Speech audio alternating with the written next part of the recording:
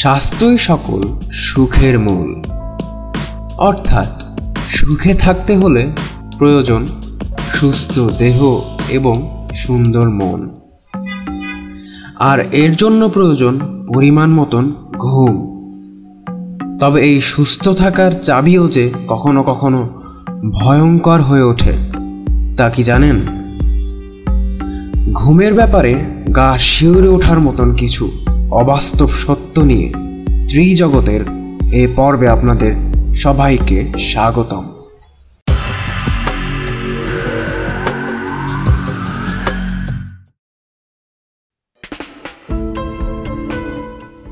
Slip paralysis বা ঘুমের অসারতা।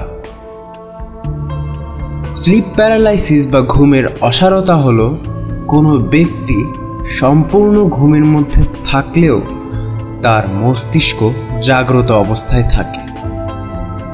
এই অবস্থায় মানুষ নানান কিছু কল্পনা করে থাকে বলে ব্যাপারটা ভয়ঙ্কর হয়ে ওঠে। কল্পনায় যেন তাকে কেউ আঁকড়ে ধরেছে, আর ঠিক সেই অবস্থায় যদি নড়াচড়া না করতে পারে তা কতটুকু মর্মান্তিক হতে পারে ভেবে দেখুন। যাদের সাথে ঘটেছে তারাই ভালো জানে।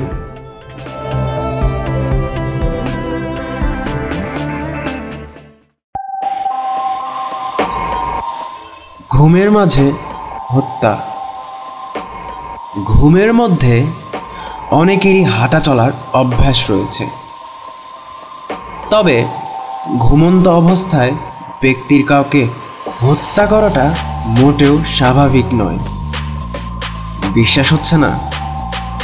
এমন 70টি কেস রয়েছে যেখানে দেখা গেছে ঘুমন্ত ব্যক্তি কাউকে ছুরি আঘাত করে, গলা চেপে ইত্যাদি নানানভাবে আঘাত করে হত্যা করেছে। 1961 সালের ইংল্যান্ডের এক সার্জন একটি মেয়েকে ঘুমের মধ্যে মেরে ফেলে। তাকে আসামি বলে ধরাই হয়নি। ঘটনাটি ঘুমের মধ্যে ঘটেছে বলে তাকে আসামি বলে দাবি করা হয় না, বরং খালাস করে দেওয়া হয়।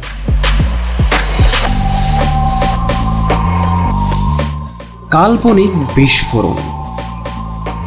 এই অবস্থায় ঘুমিয়ে থাকা ব্যক্তি বেশ জোরে সোরে শব্দ শুনতে পায়, যেমন বোমা বিস্ফোরণ, গুলির শব্দ, স্টিলের প্লেট পড়ে যাওয়া ইত্যাদি। কেউই চায় না ঘুমন্ত অবস্থায় এমন অভিজ্ঞতার মুখোমুখি হতে। কেউ কেউ আছে যারা অনেক উজ্জ্বল আলো এবং আগুন দেখতে পায়, আবার এমনও আছে যেন শরীরে আগুন ধরে গেছে। এসবই হয় ঘুমন্ত অবস্থায়। কতটা ভয়ানক হতে পারে ভেবে দেখুন।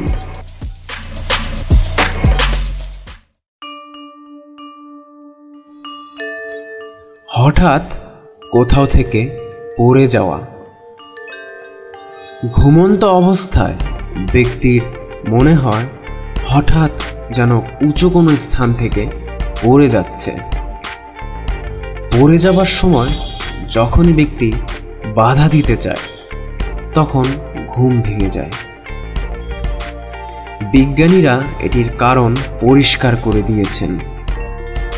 তারা বলেন এটা মানসিক চাপের কারণে হতে পারে। অতিরিক্ত দুশ্চিন্তার কারণে মস্তিষ্কে নানা রকম কল্পনার সৃষ্টি হয়, যা ঘুমের মধ্যে ভয়ঙ্করভাবে প্রকাশ পায়।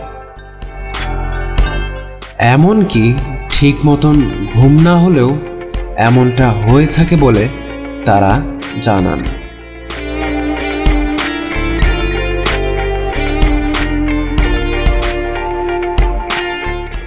সোমনিফোবিয়া।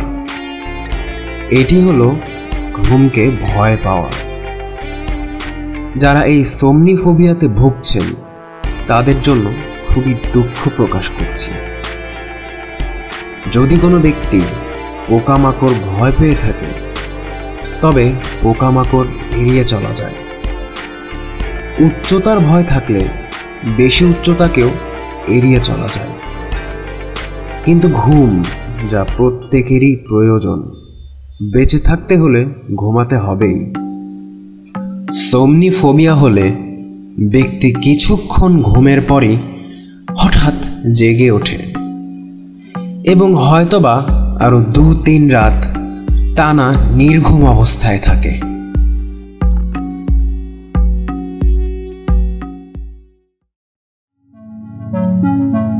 ত্রিজগতের এই পর্বটি আপনাদের কাছে ভালো লেগে থাকলে লাইক দিতে পারেন এবং আগামীতে এমন আরো আকর্ষণীয় তথ্য বিষয়ক ভিডিও পেতে চাইলে সাবস্ক্রাইব করে সঙ্গে থাকুন।